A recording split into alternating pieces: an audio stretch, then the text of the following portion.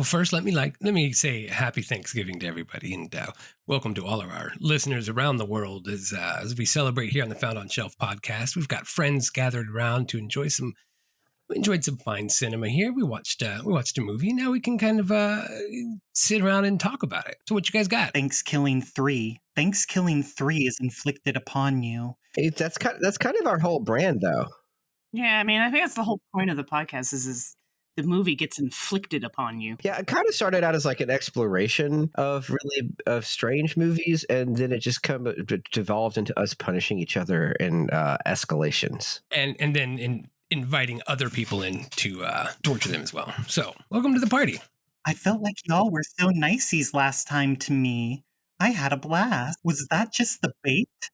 It was. The first one's always free. Yes. You can't go full BDSM the first time. You have to explain the process.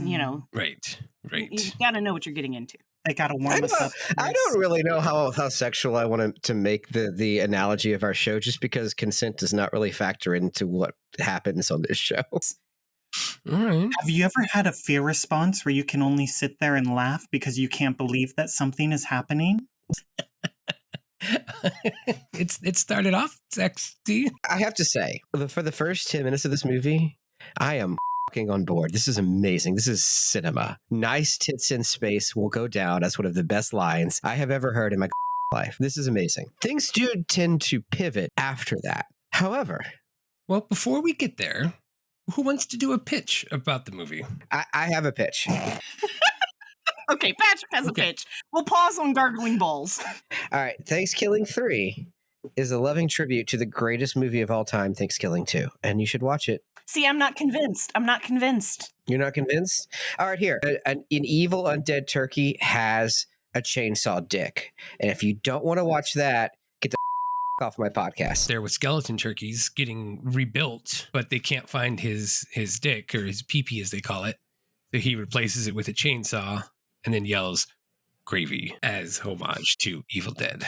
See, now we got Evil Dead, we've got Star Wars, we've got a lot of references going on here. Slurp Dirk have to exist. Just what?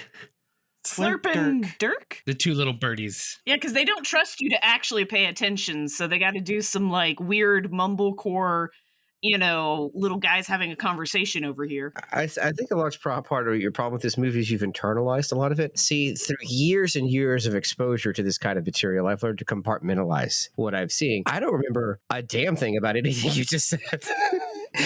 No, honestly, seriously, where on God's good internet did you find out about this? It's probably Tubi. I mean, honestly, it's probably just searching Tubi and just going, "What the hell is this? I need to watch it." So I blame everything on Tubi. Tubi really gets me. They just understand me. I think what we should say is hello and welcome to the Found on Shelf podcast, a podcast that doesn't let a thing like dignity get in the way of a good time.